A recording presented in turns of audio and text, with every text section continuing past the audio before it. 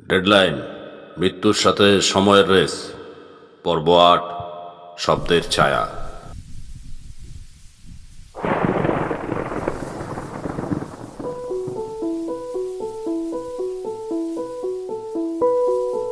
সময় থেমেছিল এক রহস্যময় ঘড়িতে। এবার সেই রহস্য নতুন রূপে ফিরে এসেছে।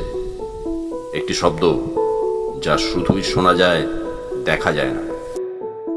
একটি ছায়া শব্দের রূপ নিয়ে গ্রাস করছে বাস্তবকে।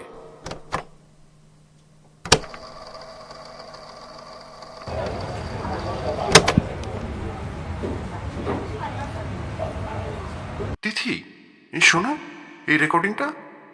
এই জায়গাটা নিশ্চুপ ছিল, তাও শব্দটা এসেছে। কে যেন ফিস ফিস করে বলছে, দেখো না, আমি এখানেই আছি। এই তো, হ্যাঁ, আবার হলো। আমি স্পষ্ট শুনলাম এক নারী কণ্ঠ। এই বাড়িতে কি কেউ ছিল এক সময়, যাকে সবাই ভুলে গেছে?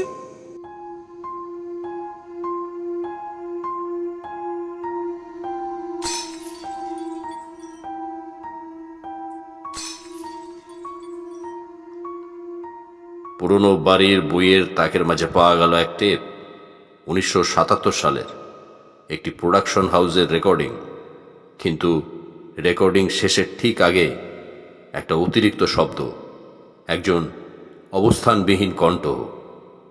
তারপর হঠাৎ সব নিঃশব্দ। আমাদের কাছে এখন দুটো সূত্র।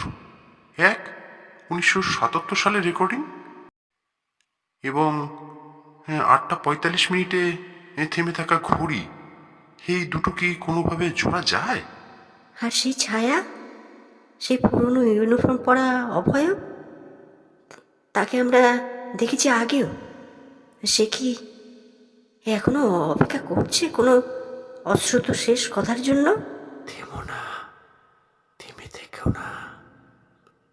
যখন শব্দ চিৎকার করে না, বরং ফিসফিস করে, তখনই শুরু হয় তার সত্যিকারের ছায়া। আর সেই ছায়া যদি ফিরে আসে, তবে সে জানাতে চায় কিছু যা আজও কেউ শুনতে চায়নি।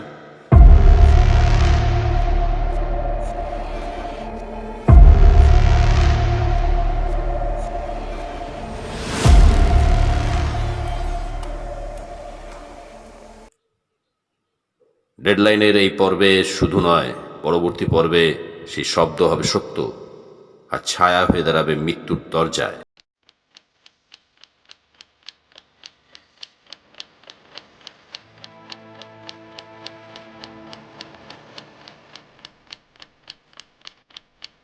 শব্দের ছায়া তোমার কাছে এসে একটা কথা বলবে, শুনে নিতে ভুলো না।